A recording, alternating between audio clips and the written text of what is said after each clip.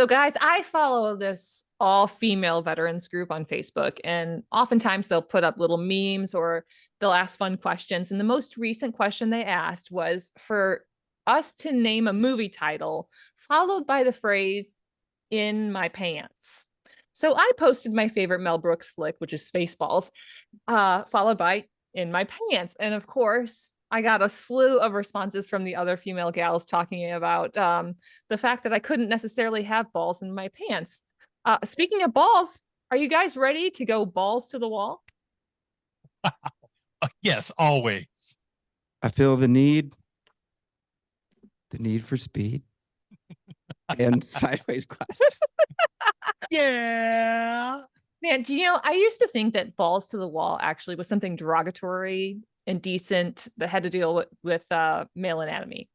And I found out that balls to the wall actually was developed in the 1960s when folks in the aviation industry, and you probably know this, Adam, being an aviator, when they had the ball-shaped grips on the aircraft engine controls, typically the throttle, of course, and to put the balls to the wall was to like have the engine at max power. So balls And to the now, wall. and now you know.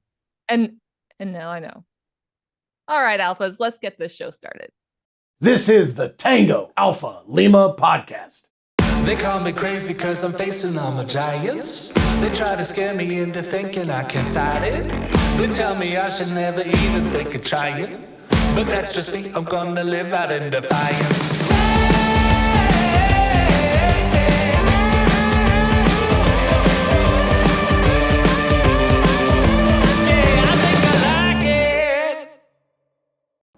Welcome back, alphas. We are joined by two of the best veterans on the planet, my new co-hosts, Joe and Adam.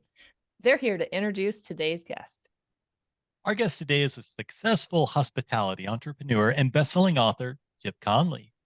He's on a quest to reframe our relationship with aging. He founded the Modern Elder Academy with a mission to foster intergenerational mentoring as a modern elder. He probably has some good insights about how our multiple generations of veterans can work together to help their posts thrive. But before we get to that, let's talk about some Legion posts who are already thriving. So we're switching things up today. Instead of going on our troll patrol, we want to celebrate some members who are out in their community doing great things. So Bravo Zulu means well done. According to the Navy, the popular term comes from the Allied Naval Signal Book, created by NATO as a system of signals displayed by either a flag hoist or voice radio to communicate and relay messages back and forth between various naval vessels. The term Bravo Zulu, or BZ, has passed into the spoken and written vocabulary and thus into common military lexicon. So today, and announce some Bravo Zulus. Joshua Kirby and his crew at the American Legion sent 139 care packages to soldiers on the border this last Christmas. It was incredible helping those guys out, he said. Larry Klein said, laying 760 wreaths for veterans today. Sponsored by local businesses and American Legion Post 674, Mount Holly Springs, Pennsylvania. A great function of community and posts. Thanks from all the veterans, past and present. Bravo Zulu, Post 674. American Legion members of Post 107 in Hoboken raised money for Afghan soldiers and their families by rucking 2 miles in the Ruck the River event. Bravo Zulu, Post 107. Okay, Alphas, please stick around and we'll be back with Chip Conley right after the break. Attention veterans. When it comes to Medicare Advantage, WellCare and the American Legion think you deserve more. Call today to find out about the WellCare Medicare Advantage plans that give you more benefits alongside your VA benefits. Visit wellcareforveterans.com today. That's wellcareforveterans.com or call 844-917-1165. Ohana Health Plan, a plan offered by WellCare Health Insurance of Arizona, Inc. New Mexico Dual Eligible Special Needs Plan, DSNP members. As a WellCare by Allwell DSNP member, you have coverage from both Medicare and Medicaid. Medicaid services are funded in part by the state of New Mexico. New Mexico Medicaid benefits may be limited to payment of Medicare premiums for some members. Hello, today we are joined by successful hospitality entrepreneur, best-selling author, and Modern Elder Academy founder, Chip Conley. Chip, welcome to Tango Alpha Lima podcast. Thank you. How did you get that name for the podcast? It's actually the phonetic tango for the Legion podcast. So Lima for Legion and podcast. I got it. Beautiful. Well, I'm honored to be here with you. Hey, Looks thanks for coming, American. Chip. Yeah. Welcome to the show, and thank you for joining us. Having you on is actually so very timely for me in particular. I turned 44 this year, and for the last couple of years, I've been facing a lot of like age-related challenges, the kind that really require major life alterations, which got me thinking about what the future holds. And you've literally written the book on this called Learning to Love Midlife. Would you mind sharing a little bit about what the book is, how it came to be, and how it might help someone like me who is maybe in their 40 somethings? Yeah, thank you. So the book is a combination of things I've learned personally, but also what I've learned from over 4,000 alumni who've come to our campus in Mexico and are soon to be our campus in Santa Fe, New Mexico.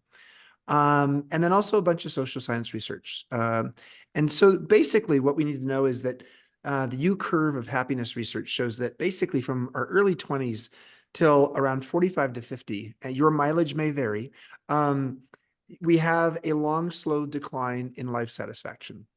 Now, there's a lot of reasons for that, and I'll come back to that. And then we bottom out around 45 to 50. Again, these are averages, so it can vary a lot. And then from age 50 on, we get happier with each decade. And I think personally, I think until the last 2 or 3 years of our life, when sometimes we have really a lot of acute physical issues going on.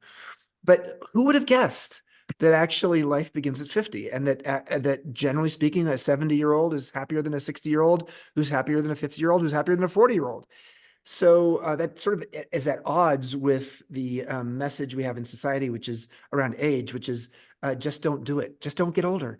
And so that's why the subtitle of the book is 12 Reasons Why Life Gets Better with Age. But midlife as a brand, which, midlife, let's talk about what is midlife. Midlife is the life stage between early adulthood and later adulthood. So it's, as we are living longer, it's a longer life stage. So some people, and I write about this in the book, think that midlife lasts 40 years from 35 to 75, which is a really long stretch of your real estate of your life. And the only thing that most people know about midlife is that there's one word attached to midlife. What is the word? Crisis. Crisis, yeah. It's the life stage with the worst branding on earth. And so what I really wanted to help people to see with this book and with my academy, or with our academy, was that maybe what if midlife is not a crisis, but it's a chrysalis. It is this life stage like the chrysalis between caterpillar and butterfly that might be a little dark and gooey, and there's a lot of stuff going on that sometimes gets you bummed out. But it's also where a metamorphosis, a transformation happens. And the U curve of happiness research suggests that, in fact, that happens to most people. So you're telling me I don't have to buy a convertible? You do not. You do not have to be like Kevin Spacey in American Beauty and get that red sports car and have an affair with your daughter's high school best friend. Oh no. Yeah, that was pretty. There's a lot of midlife crisis movies, by the way. I actually think we might do a midlife crisis movie festival someday. That would be fun. It would be fun. Almost always focused on men. Let's be also clear about that. I was going to interject that, but I didn't want to sound sexist here, guys. No, you're welcome. You're welcome to, because actually most of the way we tend to think of midlife crisis is a man who's feeling irrelevant and worried about the fact he's no longer attractive, and he wants to be an adolescent again. So there's a word called midolescence, and midolescence is the life stage of midlife. And so instead of being in midolescence, going through hormonal, emotional, physical, and identity transitions, he wants to go back to adolescence. But for women, the midlife has a different flavor to it. Midlife can be a period where you are feeling invisible. You are, for a lot of women in midlife, because women are actually in the caretaking role more often, they're dealing with the sandwich generation issue even more, which is taking care of aging parents, taking care of kids. And that can be really stressful. And that's another reason why midlife for a woman could actually be like, oh my God, give me some freedom and have some space in my life. So yeah, it's no doubt midlife is a challenging era, but it actually opens up the doors to what is, the time of life after 50, where people have not just more life satisfaction, but more clarity on who they are and how they want to live their life. I mean, in some ways, I feel like as guys, it takes till that point where we start really being introspective and Yeah. trying to figure out who we are. We just, we ignore that. Yeah. And I'm sorry, go ahead. No, go ahead. Go ahead, Joe. I was just saying because in my life with everything I've been through, I was a medic, a corpsman with 2-1 Marines. Went over and got injured in Iraq. I lost my left leg above the knee, and I had time in the hospital where all I did was sit and think about myself and the fact that my identity wasn't what I had always thought it was going to be. And so I always say that I got my 70-year-old brain real early because I feel like I enjoy life and I've managed my expectations, but I'm always willing to be wrong. I'm always willing to push past. How old were you when that happened? I was 24. Yeah. So, there's a lot of research out there. A woman named Laura Carstensen from the Stanford Center on Longevity is sort of the leader on this. When people have a life experience that forces them to deal with mortality, it not only makes them get clear on like what's really essential in their lives, but it also actually often takes them from being future oriented to being present oriented. Especially in your case, you're still living and yes, your life got altered in a major way. But when you actually, I've been dealing with stage 3 cancer, and when you have something that actually may shorten your life, or you're going to have a less life ahead of you than you thought, you end up getting to a place where you realize, you know what? I shouldn't be spending all my time thinking about the future. I should learn how to be in the present moment. And the process of becoming in the present moment actually makes you happier. And so that's one of many reasons why life gets better with age, because actually people get a little bit more focused on like what's going on right now, and what would make me happy and joyous right now. But thanks for serving the country. My father was a Marine, and he was a Marine captain in the reserves, and so I just have a lot of respect for what you gave to your country. I appreciate it. I had a blast, literally. You oh, no. Oh my gosh! Wow! That. Oh. So you get an opportunity when something like that happens to you, and for some reason, all of a sudden, because I've got a shiny leg, people listen, and so you're often, at least for me, I was surprised when people started taking me seriously, because I feel like I don't take myself that seriously. So, could you share a moment when you have been surprised by the impact you had on someone? And was it almost a little intimidating to realize that the things that you say that are so deeply personal to you, that someone else takes those things to heart? Yeah. And somebody might circle back around, because sometimes you don't realize you're having a core memory until way later. It could just be a conversation outside of a bathroom where you shake somebody's hand and hope they wash their hands. And then for some reason, 2 weeks later, you just can't stop thinking about it. So can you share a moment? I'll share that moment in a moment, but let me give you some context for this, because I love your question, Joe. So there's a sense that David Brooks wrote a column for the New York Times many years ago about the eulogy values versus the resume values. The actual op-ed was called The Moral Bucket List. And he said that, as we get older, we start to actually get more clear on the fact that what really matters in life is not our resume, but it's what will be said at our eulogy. It's the character values of our life. And there's a guy named Erik Erikson, famous developmental psychologist, who says that after age 50, you start to ask the question, not I am what I own, I am what I control, I am what people say about me.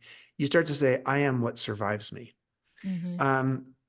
So your point's a really good one. And the idea that you're in a state of life where you don't even know the impact you're having on someone else. You also don't even know the wisdom you have inside yourself that you're so used to that when you're saying it to someone who's maybe younger than you, they're like, oh, wow. So my story, and this I'll tell you here, is that I was a boutique hotelier for 24 years, one of the first in the US, grew my company into the second largest boutique hotel company in the US. And then I had a really rough last, late 40s, and everything that could go wrong went wrong. And I was, I even lost 5 male friends to suicide, ages 42 to 52 during the Great Recession. So long story short is I got through it. I did have an NDE, a near-death experience with an allergic reaction to an antibiotic. And I got to the other side of it and I was like, okay, well, I made it. And then in my early 50s, I didn't really know what to do with myself. I sold the company and I was, sort of a little bit clueless. And I had some time to have what we call a midlife atrium at the Modern Elder Academy. And I got a call one day from a guy named Brian Chesky, who was the co-founder and CEO of a little tech startup that nobody had ever heard of called AirBnB. So this was What year was this, Chip? This was 2012, actually, a little over 11 years ago, almost 12 years ago. And so he calls me up and he says, Chip, how would you like to help us democratize hospitality? I was like, ooh, that's an interesting opening line. Great question. Yeah. And, I was a longtime hotelier and I still owned some hotels at that point. I'd sold the management company and the brand. And so long story short is the answer to your question is over the next 7.5 years, 4 years full-time and then 3 years half-time, I learned that I had some wisdom. He said to me, after I'd been there 3 months, he said, Chip, we hired you for your knowledge, but what you really brought is your wisdom. And then he said, you're our modern elder. And I was like, oh, you're making fun of my age. And he said, no, you're twice the age of the average person here. I was 52 at that time. The average age in the company is 26. And he said, a modern elder is someone who's as curious as they are wise. And so what he really helped me to see is that often some of what we've learned along the way, because it's so familiar to us, we don't realize how valuable it is to someone else who may be walking in our footsteps from, an earlier time of our life. And so I also learned that I needed to learn from him and the millennials. I was a boomer and I was surrounded by millennials. I realized, gosh, I can learn as much from them as they can from me because I don't know a darn thing about technology. And I'd never worked in a tech company before. And I was the head of global hospitality and strategy and the mentor to the founders. And I had no clue what product was, which was this thing like, oh, product, that's the software application. Like, okay, what's a software application? I was an idiot, but I, ultimately helped that company become the most valuable hospitality company in the world. So I would just say that often our painful life lessons are the raw material for our future wisdom. Our painful life lessons are the raw material for our future wisdom. So that doesn't necessarily mean a 70-year-old is wiser than a 30-year-old. Because if the 70-year-old hasn't metabolized his or her life lessons to make sense of that raw material, they're not getting wiser. But a 30-year-old could have metabolized a lot during their 20s. But on average, the more life experience you have, the more opportunity you have for wisdom. And then the question is, what do you do with that wisdom? And that's, I think, one of the most important questions we have today is how do we create intergenerational collaboration like we've never seen before?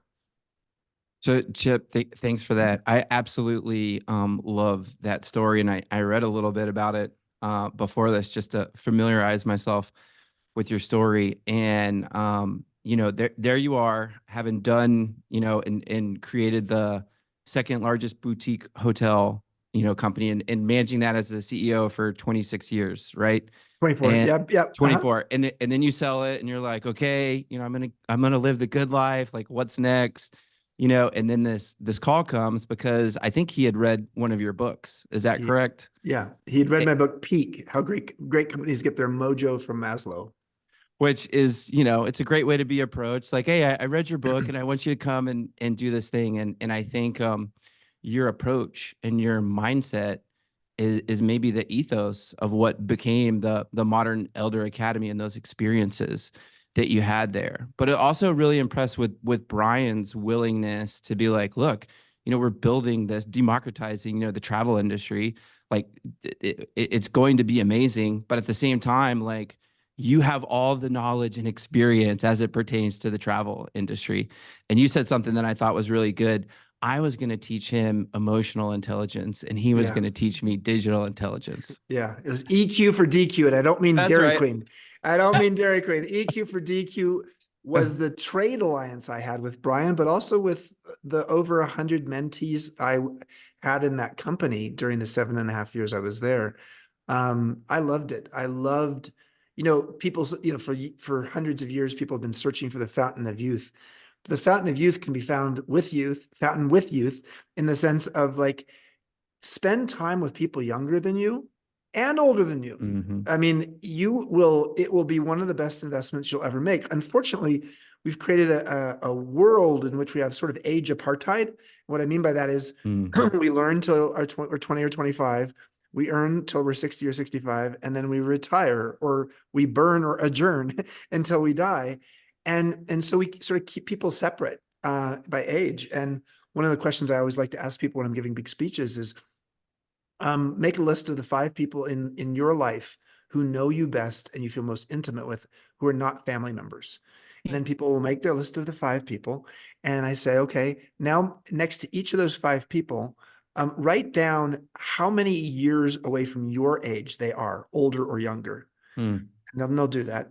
And then we're like, okay, how many of you have all 5 of them at least 10 years older or at least 10 years younger? And nobody raised their hand. How many of you have 4 of them that are at least 10 years older than you or 10 years younger than you? No one raised their hand. How many of you have 3 of the 5? No one raised their hand. When we get to 2, we might have 10% of the audience saying, yes, 40% of my closest friends are not within 10 years of my age. 1, you see more, and then 0, most people have their hand up.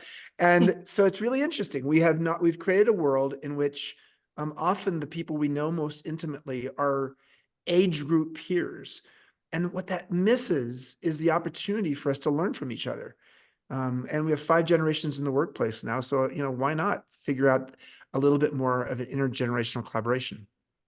So what was it individually for you when you were at Airbnb to be able to swallow what is, traditionally a sense of like pride and ego and saying like, look at me, like I've been there, I've done that, I know it all, to be able to really partner with them. And then I think maybe you doing that enabled this and started maybe in retrospect creating what is the programming and what is the ethos of Modern Elder Academy? Well, the reality is that according to the U.S. Department of Labor, in 2025, the majority of Americans will have a younger boss.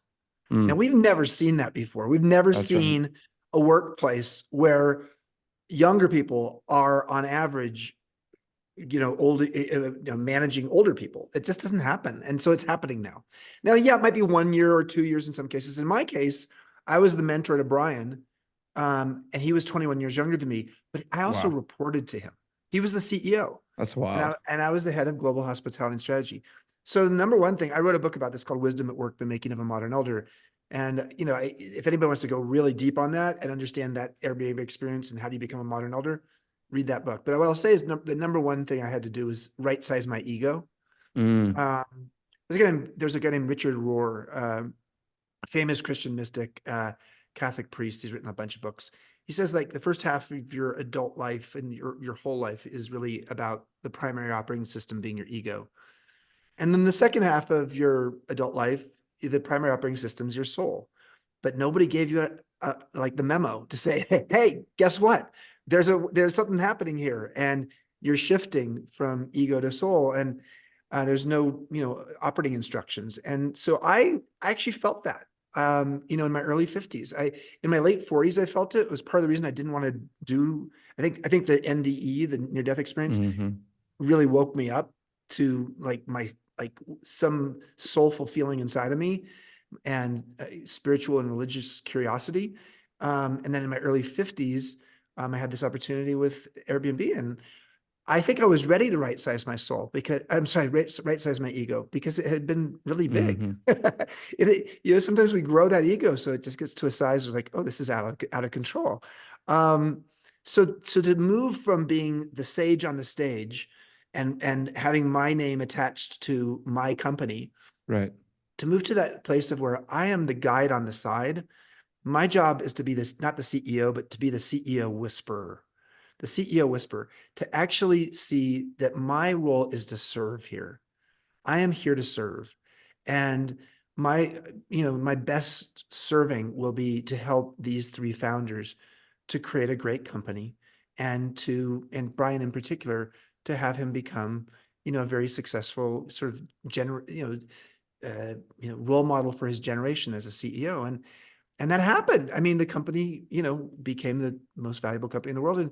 And for almost 3.5 years now, Brian has been, as someone with no business background at all, he's been the CEO of a Fortune 500 company. So I feel a sense of almost like a paternal pride there. I think you can probably hear it a little bit. Mhm. And that's beautiful, because to get to a place where I realized that, I don't need to have my name in the paper. Mm. I've had a lot of that.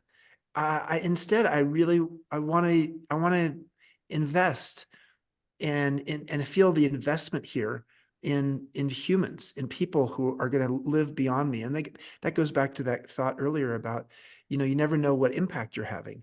You never know who's going to show up at your eulogy and at your funeral and say, like, I want to say something about this person. Here's something they did for me 25 years ago that made a huge difference in my life. And to be honest with you, that's why I started MEA. And, Mm. because I'm a George Bailey wannabe. In the movie It's a Wonderful Life, Yeah. Jimmy Stewart, sort of, he's on the bridge, he's going to jump off the bridge, and then Clarence, the angel, comes down and jumps in the water so that Jimmy Stewart can save him to feel better about himself. And then Clarence helps Jimmy Stewart, George Bailey, see that he's had a bigger impact on his community, Bedford Falls, that, if you hadn't been there, it would have been called Potterville for Old Man Potter, the stingy guy. And we all need that. All of us need that George Bailey moment on the bridge to understand what impact we're having. It's not about return on investment. As I went to Stanford Business School and I learned ROI. It's ripples of impact. That's the new ROI that I think that you're actually doing with this show. Man, ripples of impact. I like that. On the other side of right sizing your ego, you have to. I found that my life got easier and I started feeling better about myself when I stopped deflecting compliments. And that's a hard thing to do. When somebody Yes. tells you that you've had an impact on their life, it's so easy to deflect because you're uncomfortable with the praise. But if you do that, you're undercutting their experience, and it's really hard to just shut up and listen. It is hard. There's a gift that you give someone when they give you a compliment. And it's not, the gift is coming to you, but it's actually coming from them to you, but they're actually getting the gift in the process. No, I hear you on that one. I love your openness. I love this transparency. And you Thank you. mentioned previously, not here, that you come from a family that's very private by nature. Yeah, very So, much. as somebody who has benefited and has seen the benefits of that transparency, because there's so many people that struggle with invisible injuries. My injury is very physical. It's Yeah. I've got a metal leg, and I generally wear bright green shoes because I'm just embracing it. But someone who agrees with that philosophy, like, what do you think the best way to share that knowledge with people in a way that plants a seed for them to be able to implement it? Because you can say anything in the world to someone, but you can't make them understand it. But so the goal sometimes, is not to change their mind all at once, but to get their mind looking in the right direction. Yeah. Well, so there's a lot of ways I could answer this, but I will just say, for me, I like writing, and communicating in a daily blog allows me to make sense of my life. And when I was going through my cancer journey the last few months, 36 sessions of radiation and hormone depletion therapy such that my testosterone is 1% of its normal, etc. Having my prostate taken out, a radical prostatectomy. I needed to write about it. So for some people, the process of being transparent and communicative is not necessarily just for other people to know. It's actually for you to be able to write about it. And let me say this, I'm an external communicator. I'm talking about it. I don't mind being public about it.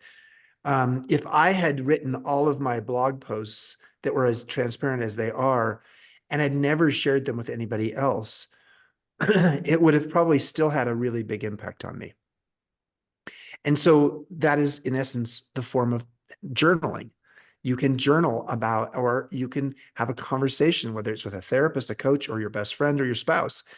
You can talk about these things, but helping to let them come through you. When you're going through something, hopefully you're growing through something as well. And sometimes the growing through something means that you're actually learning something along the way. And that gives you a sense of like, oh, wow, my life's getting better, even though I'm going through a really difficult time. I've had an exercise that I've done since I was 28 years old. It's called my wisdom journal. And once a week, on the weekend, I sit down for 20 to 30 minutes and I actually make a list of bullet points of what did I learn that week, and both personally and professionally, and how would it serve me in the future? Partly because it's a way of metabolizing my experience and building my wisdom. But I would say that to go to more specifically to your question, I think, wisdom is not taught, it's shared. And so I don't know that you can, when you sit down, and I'm going to mean this word in a metaphorical way, not necessarily a literal way. If you think your war stories are your wisdom, they may be, but if you actually sit down and tell people all your war stories and have no context for what they're looking for, they may tune you out. They may say, none of you are boomers, but they may say, okay, boomer, because you're telling me the way the world was, but you aren't even clear for me as a 25-year-old what I'm looking for right now. And so what I think we really desperately need to do, and especially in this intergenerational way, is the older we get, the better a listener we are. Jimi Hendrix long ago said, knowledge speaks and wisdom listens. And learning how to listen and to become not a motivational speaker, but a motivational listener, so acutely hearing what you're hearing from someone, then you can understand how to take maybe some of your wisdom and apply it. But it's unfortunate the okay boomer meme sort of came about, but it came about partly because these old people were saying, here's how the world works, and not understanding, talking to someone who's a millennial or a Gen X, millennial or Gen Z person, to know, like, what is it, how can I serve this person? And that's the question I have in my life all the time now, is how can I serve in this particular moment? I love that you make it about service, and that's obviously something that we can relate to, and Yeah. the listeners can relate to, and you're hitting on a lot of things too that I think even the Legion is going through as an organization right now. So it's over 100-year-old organization, 2 million members, and a lot of those are from the Vietnam era and older. Right. And so the conversation is how do we make this incredible service-oriented organization that serves the community, that serves the veterans, that shows up to try and make a difference, that has 2 million members strong nationwide, that has all this infrastructure and these incredible programs, that shows up and advocates, at the federal and state level for veterans' interests. But for my generation and younger, it's not been on the radar. Yeah. And so it's about, how do you bring those people together to have the conversation? Well, this podcast is one forum, but I think, at the end of the day, it's kind of the ethos of that thread that's been woven through your life, and it's service oriented. It's about putting the egoic mind that we've been so focused on throughout the duration of our life to the side, to say, how can we serve outside of ourselves? How can I show up with love and with compassion? And how can I show up and listen? And when I do those things, I can have an interaction no matter the age. And I can hear the life lived wisdom, or I could hear the new experiences and insights and innovations and ways of doing things that you might have. And from that, you can enter into a state of collaboration and co-creation. No doubt about it. And do we need it today? I mean, we really do. so polarized on so many subjects, and I won't really get into the politics side of that, Mhm. but you know, socioeconomically, there's a sense like that we don't lead with questions. We don't lead with we lead with judgment as opposed to leading with, you know, curiosity. And so curiosity may have killed the cat, but curiosity kept people living till their 90s. One of my favorite role models and modern elders is Peter Drucker. Peter Mm. Drucker is a management theorist. He wrote 2/3 of his 40 books after the age of 65. And he had a practice where every 2 years he would learn something new that had nothing to do with being a business school professor or author. It could be medieval war strategies or Japanese flower arranging. And he'd become one of the world's leading experts at this, partly because he knew that curiosity was going to keep him young and keep him open, have an open-mindedness and open to new experiences. It allowed him to become a beginner over and over again.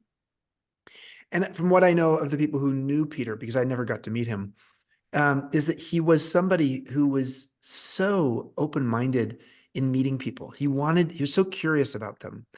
And I think we desperately need that today. And I think that's why, frankly, when the Airbnb founders called me a modern elder and said it's someone who's as curious as they are wise, I think it's that alchemy of curiosity and wisdom that the world could use right now. And there's no doubt we need wisdom, but we also need curiosity, because curiosity opens the door for us to learn from someone else. Right. I'm curious what Stacy has to say here. And the reason why is because she's one of the best interviewers I've ever been interviewed by, because she listens and she thinks, but also she's one of those kinds of people that is present in the moment 100% of the time you're with her. And at no point, you know, you're talking to someone and you see their eyes and all they're doing is thinking about what they're about to say. And she doesn't do that. So I'm curious, Stacy, what's going on in your mind, because I can see the hamster wheel turning. No pressure, Stacy. Oh no, Joe, you're so sweet. And thank you. And I am one of those people that are very curious about other people, because I feel like there's so much that we can learn from each other. As you said, about having people in your friend group that are over 10 years younger than you. I've got plenty of that. One of my best friends is 10 years old and he's my neighbor kid. And I learn from him all the time. I know you're laughing, but I am dead serious. We go to the Waffle House and have some of the most interesting conversations that I wouldn't have with somebody my own age. And some of my curiosity really lends itself to picking up hobbies. I have a ton of hobbies, but that leads me to something that you talk about, that you apply at the modern elderly or elderly. It's not elderly, it's elder. Average age of people who comes 55. I'm just kidding. That's okay. That's okay. I'm elderly, but you are at the Modern Elder Academy. No. You talk about the importance of editing your life. And I have thought 1,000 times what exactly you mean by that and how it applies to me. Do you mean editing as in like cutting out the toxic people in your life? Are you talking about cutting out these fringe hobbies that I have that are fun, but maybe chewing up what's most important? Like how are we talking about editing? How can I be really thoughtful? So we call it the great midlife edit. And because the first half of our life is about accumulating, and we accumulate friends and, you know, relationships and kids maybe, and careers and obligations and stuff in our house. And by the time we get to midlife, you know, or maybe 50 years old, we are overstuffed with all that we've accumulated, including knowledge, including mindsets, including ways of thinking and being. And so it's around, you know, midlife that we need to start asking ourselves, okay, what needs to be edited? Because actually, if you fill a glass of water, I've got a glass of water right here. You fill up this glass of water and I don't empty any of it and I don't drink any of it, I can't put any more water in that glass. So I have to empty it somehow, either like pouring some out or drinking some of it. But the bottom line is, in order to bring additional things into our life, we actually have to say what needs to be sunsetted, what needs to go move on. And yes, it could be toxic people. Yes, it could be a mindset about yourself like mine, which was at age 57, I asked myself, you know, what will I regret 10 years from now if I don't learn it or do it now?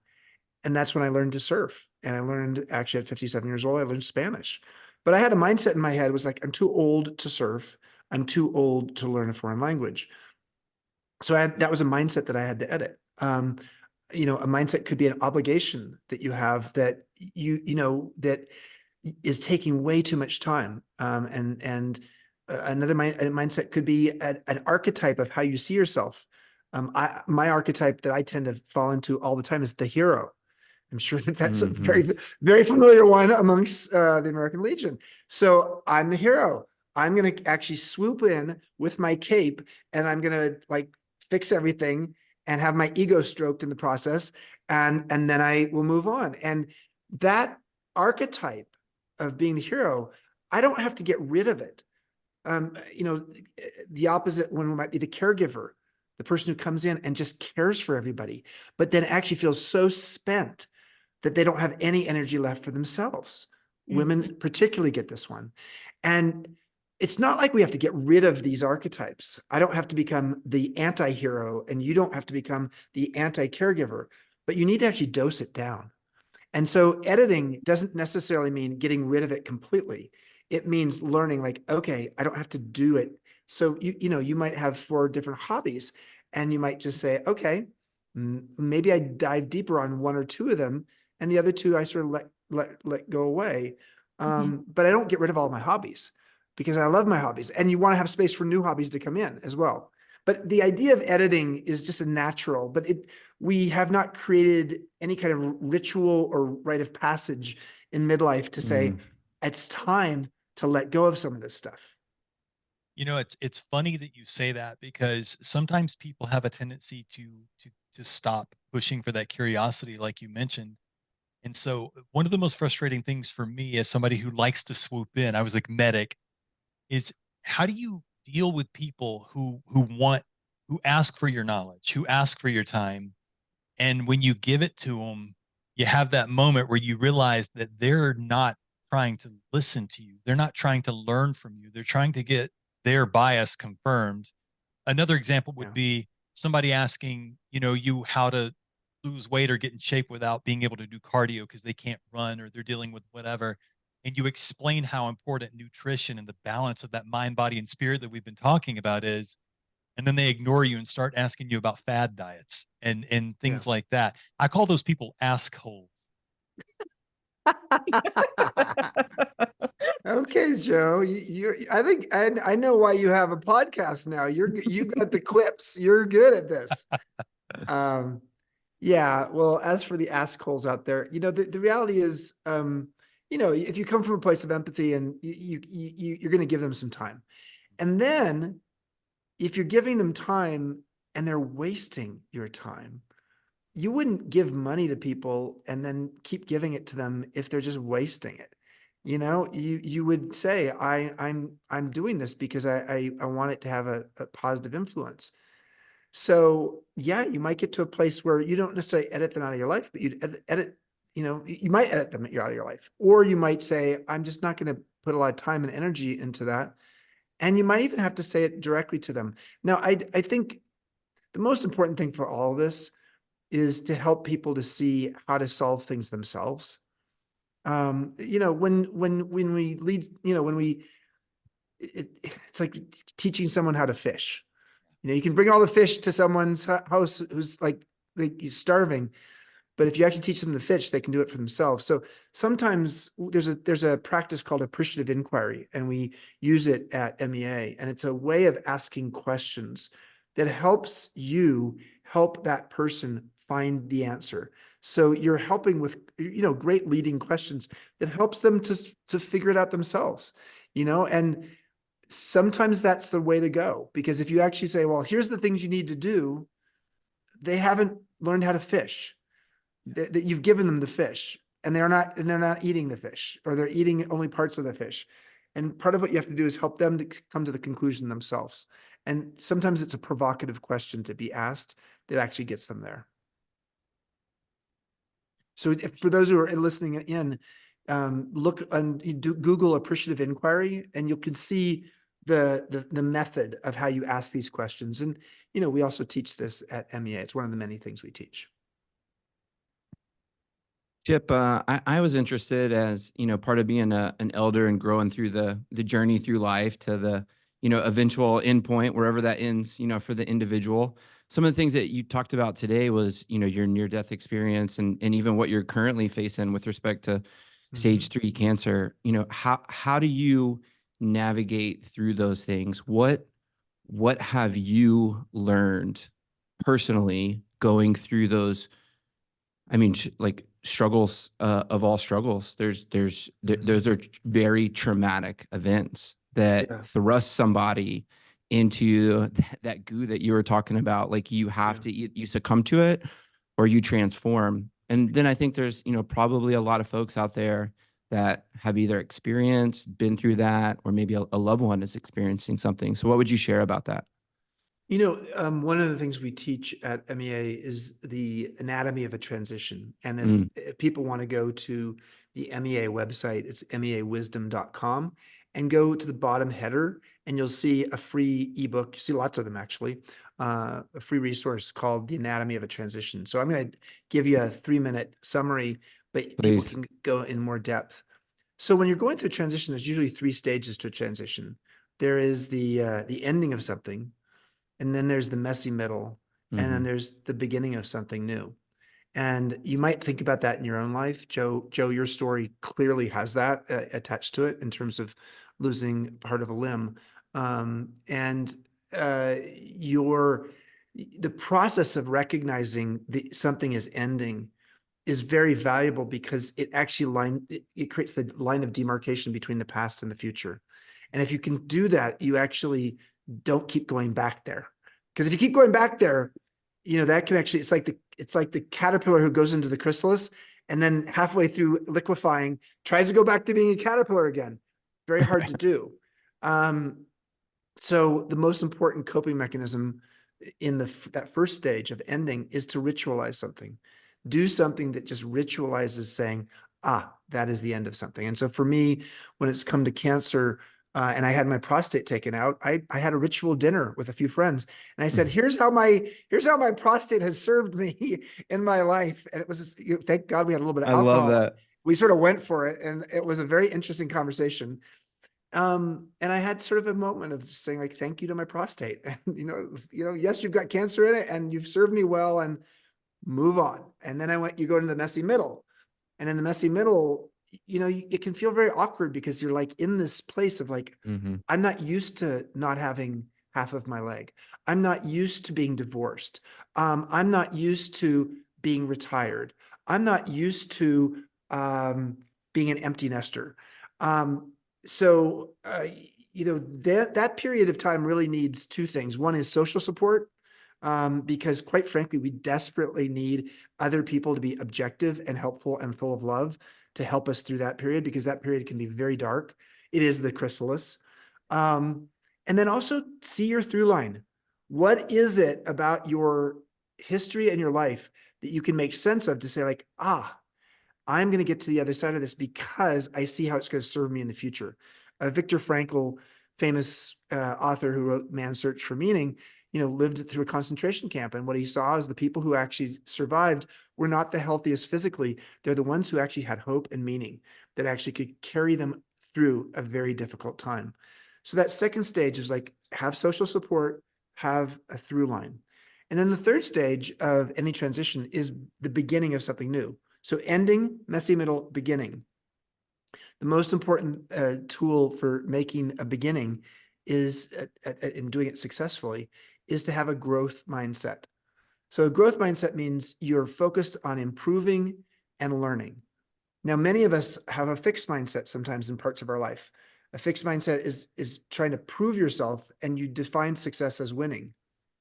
So if you're trying to prove yourself as a beginner and you want to win, you may get disappointed pretty quickly. It's like the butterfly coming out of the chrysalis, falling on the ground because it's got heavy wings full of like liquid, like it's wet, and getting bummed out, the bummed out butterfly, because in its first, 20 seconds on being on the planet, it's just on the ground and it can't fly yet.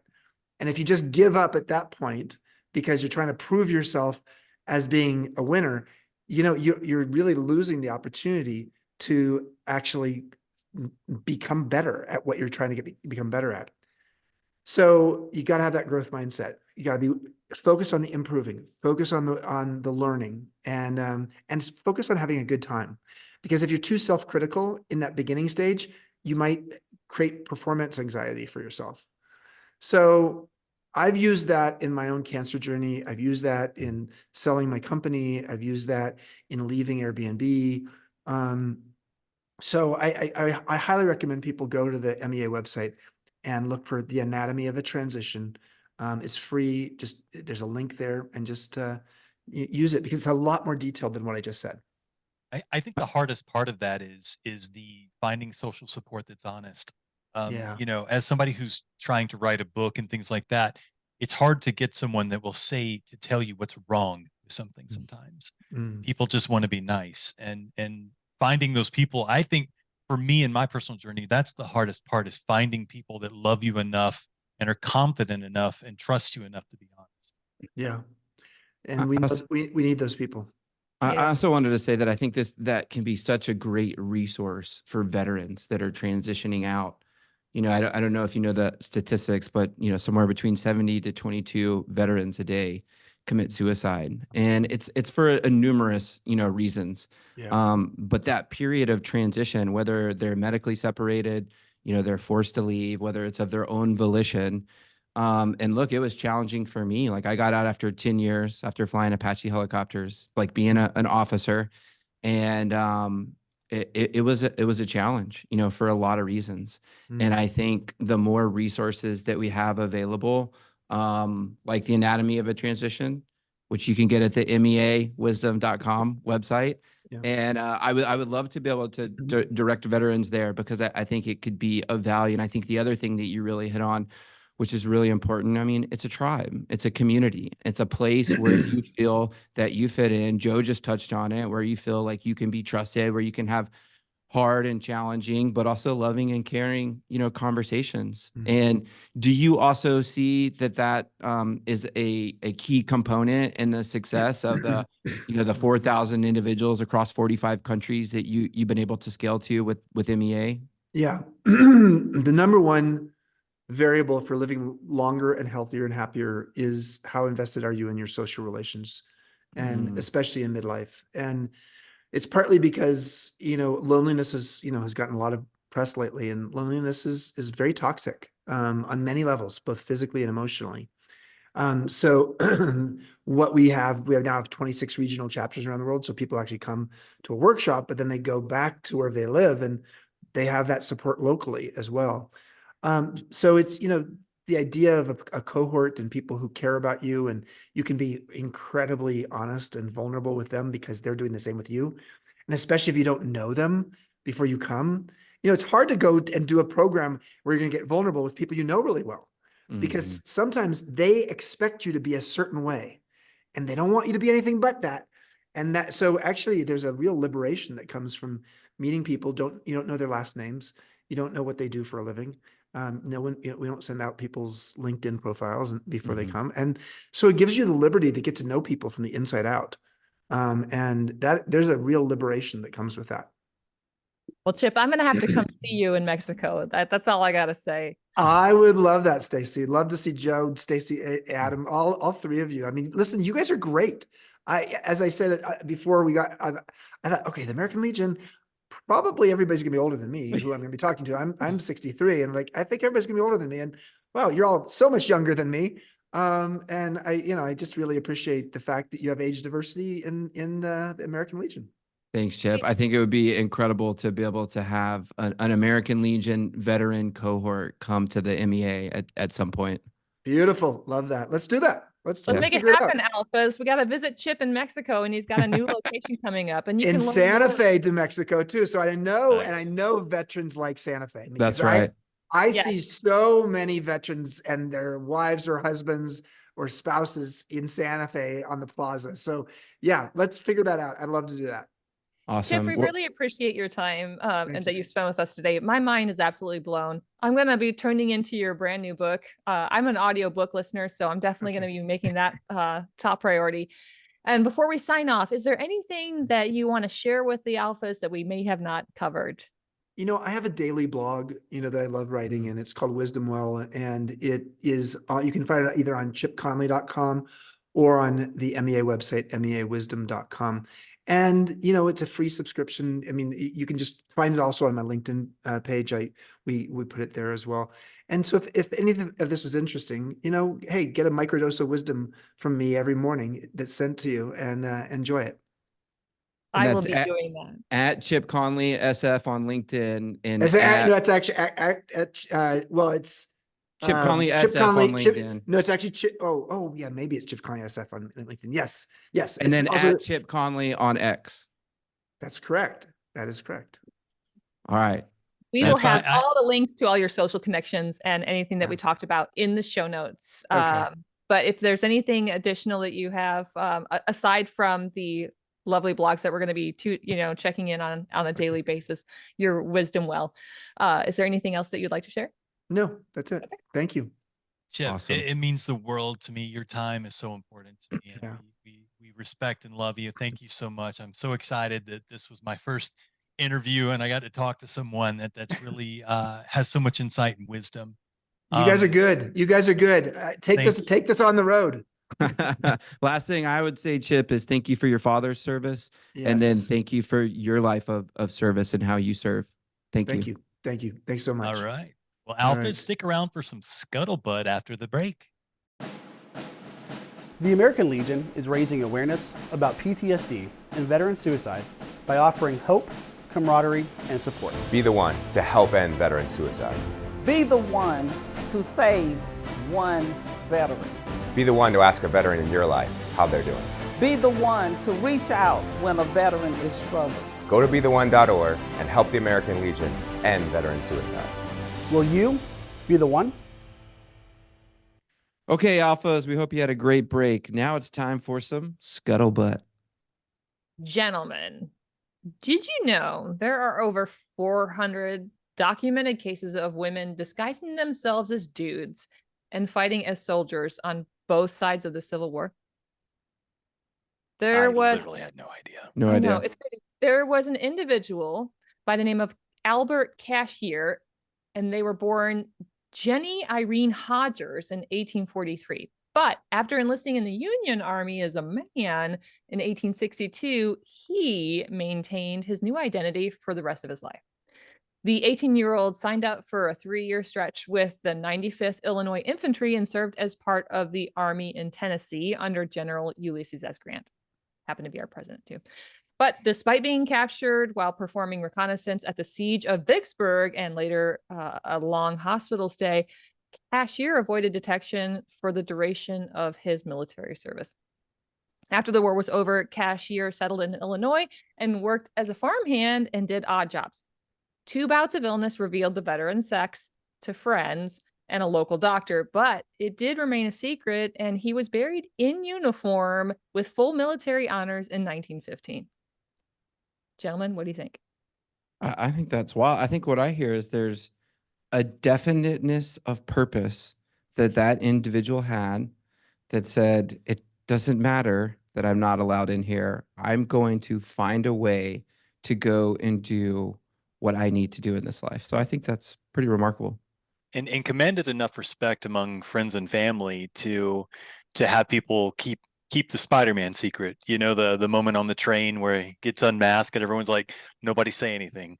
You know, for somebody to be surrounded by people to invoke that level of trust, that's pretty impressive. Yeah. I think back to my time in service. Like, I was surrounded by dudes, right? And there's not hiding one's gender when you have to de-pants and relieve yourself in a Bradley fighting vehicle. Granted, the Civil War were different times, but you're in pretty close quarters. That Cashier had to be a pretty awesome, like, clandestine individual when it came to personal hygiene. Yeah. I just don't know how they managed to pull that off for so long. Hats off to them.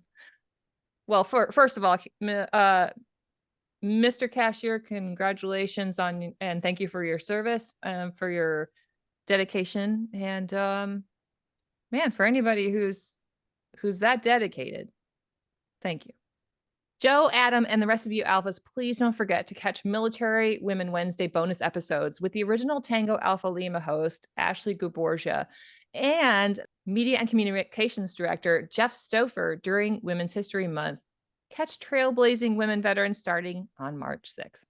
All right, this next story I'm really excited about. When the American Legion members in Dripping Springs, Texas, went looking for a new home for their posts, members of their community helped them to think bigger. And now they've opened the doors in the midst of what will eventually be an innovative veterans complex that will become a hub for all veterans in the community.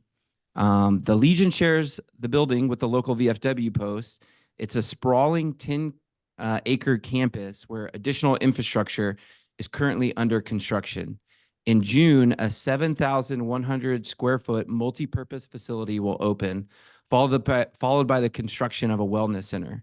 The grounds will also feature outdoor recreational facilities such as a fishing pond, fire pits, play areas for children, a walking running trail, garden, and stables for equine therapy. I think this is one of the coolest things that I've heard of. My own post, Dothan Post 12, we're getting 5 acres donated by the county. We do have to get the governor's signature, which we're working on. But we're having conversations around our building, and we have doing fundraisers and raising funds for it. And a lot of the guys are thinking, hey, let's just get that metal building. Let's get the kitchen in there. Can we make it big enough, to be able to raise some money doing bingo? And I think this is such a great example coming out of Dripping Springs with an art of the possible. And if you go and look at the link to this and watch the YouTube video, a lot of folks got involved and helped really think a little bit beyond to say, they even went out and conducted surveys and got feedback from the veterans, from the community to say, hey, what would a joint space, what kind of things should we be doing to really provide value to make people want to come there and be a part of it? And I think about the core mission, of the Legion, serving the community and serving veterans, to be able to come together in community and network. And when you're looking about, a joint post with the VFW, outdoor spaces, gardening, physical fitness obstacle courses. They even said that they're going to have an area for horses to come and do equine therapy. I mean, what do you guys think about that? I think that's incredible. There's actually a post near me, post 70, American Legion post. It's a Legion lake. They've got a big lake and people come and fish, and it promotes that sort of like social component. People do birthday parties there. And I think there's even been weddings and things like that. It's really a beautiful space. And I think that anything that promotes both just being active physically and then being active in the community, and then especially if you're able to cross lines with VFW and things like that, where both of you have similar infrastructure, I think it's a win-win. That's incredible. I don't want to overlook the fact that the Legion is sharing the post with the VFW, because I think that this is proof that these organizations can play well together.